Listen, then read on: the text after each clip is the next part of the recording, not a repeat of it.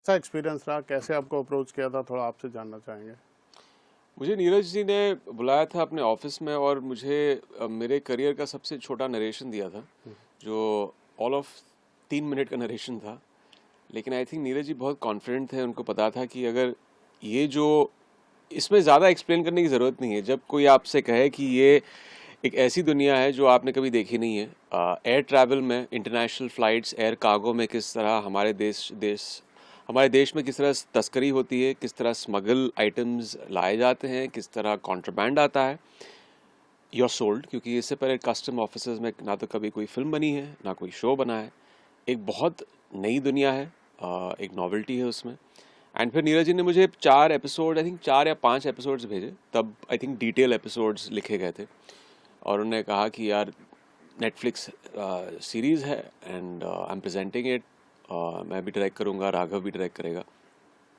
मैंने वो 4 एपिसोड, जो कहते हैं ना नेटफ्लिक्स पे बिंज वॉच होता है, जब आप एक ही सिटिंग में आप सब देख लेते हो, तो मैंने चारों के 4 एपिसोड्स पढ़ लिए एक रात में।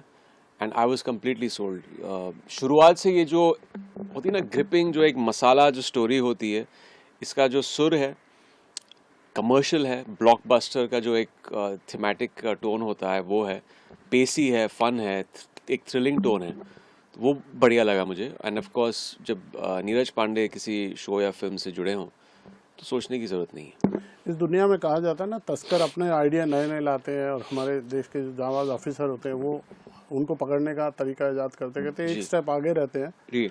आपने क्या इसमें क्या लर्निंग रहा, पूरा देखा, थोड़ा समझा होगा इस दुनिया को? देखिए, हमने सब शायद पेपर में पढ़ा होगा या न्यूज़ चैनल्स पे देखा होगा किस तरह आइटम्स सीज की जाती हैं मुंबई एयरपोर्ट पर, दिल्ली एयरपोर्ट पर। लेकिन शायद ही कोई जानता हो कि ये जो एक बहुत ही वेल ऑयल्ड, एक सिस्टमैटिक एक दुनिया है, जिस तरह इन चीज़ों को लाया जाता है हमारे देश में।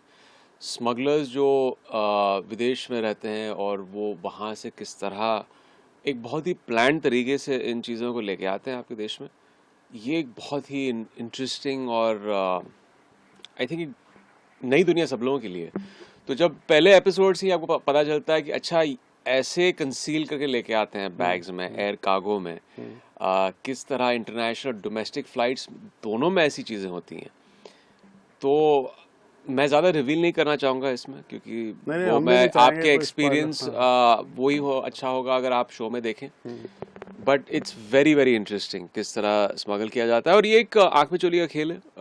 जब ये चीज़ें जब्त होती हैं एयरपोर्ट पर, जब सीज़ होती हैं, तो स्मगलर्स भी एक तरह से चौंकन्न हो जाते हैं और उनको भी कहीं खुद को रीइन्वेंट करना पड़ता है। अच्छा ये ऐसा पकड़ा गया था, अभी हमें कुछ नए अनोखे तौर तरीके इस्तेमाल करने पड़ेंगे इसको कंसील करने के।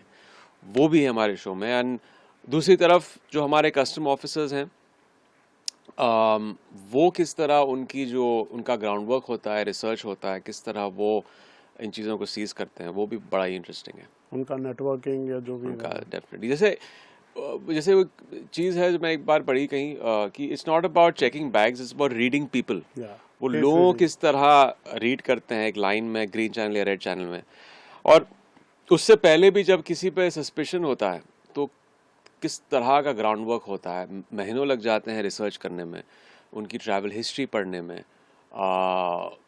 उनका जब जब आ रहे हैं किसी शहर में तो आधे ओवर पैक्ड, अंडर पैक किया है उन्होंने, क्या फ्रीक्वेंट विजिट्स हैं, वो लाइन में किस तरह उनका बॉडी लैंग्वेज है, फ़ोन पे लगे हैं या ज़्यादा नर्वस हैं या ओवर कॉन्फिडेंट हैं, ये सारी चीज़ें प्रोफाइलिंग में आती हैं कस्टम ऑफिसर्स की।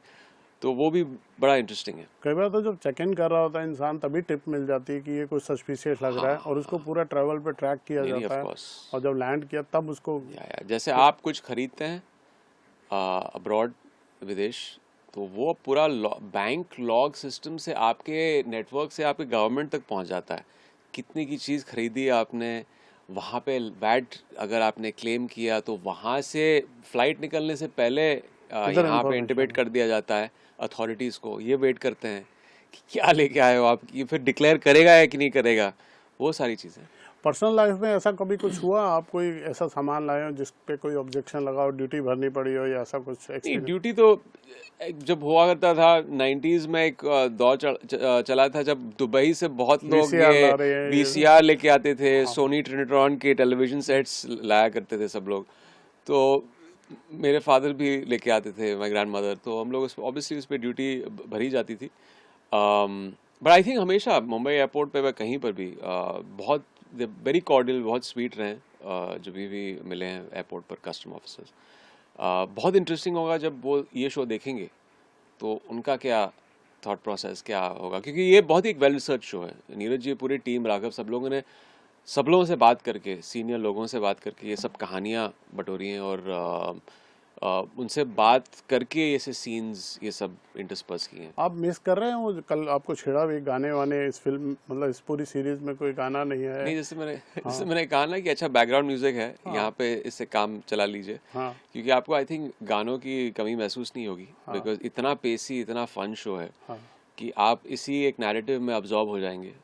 वो जो पकड़ है शो का पहले फ्रेम से, उसकी कभी आपको महसूस नहीं होगी गानों की। और आपको जो रोमांटिक एंगल है वो भी आपने बोल दिया कि कल इमरान हाशमी है तो रोमांस तो होगा। वो अभी मैं पूरा खुलासा यहाँ नहीं करूँगा, आप देख लीजिए, शो देख लीजिए। ओके। आपको नीरज पांडे ने एक बार पहले भी अप्रोच किया था, याद है आपको, स्पेशल 26 के लिए कई बार, तो आप फर्स्ट टाइम इनके साथ नहीं, काम कर? बहुत बार हम मिल चुके हैं, बहुत सारी मुलाकातें कुछ फिल्मों की, अनफॉर्चुनेटली वो उस वक्त नहीं हो पाई, बट जैसे कहते हैं बेटर लेट देन नेवर। ये इस किस्मत में ये एक इंटरेस्टिंग शो था। वेरी हैप्पी कि जिस तरह ये लिखा गया है, और यही एक कोई भी एक्टर चाहता है कि कुछ नया मिले करने को। और सिर्फ मेरे लिए क्या, किसी एक्टर के लिए किसी ने अब तक कस्टम ऑफिसर कभी हमने देखा नहीं है ऑन स्क्रीन, ये दुनिया नहीं देखी है, तो वो एक बोनस था मेरे लिए। तो it's good that I am getting to work finally with Neeraj ji. चलो, हम उम्मीद करेंगे लोगों को ये पसंद आए। Wish you all the very best. शुक्रिया। और इसकी सक्सेस के बाद फिर एक इंटरव्यू किया जाए। Definitely, thank thank you, you, thank इंशाल्लाह, यू। Thank you.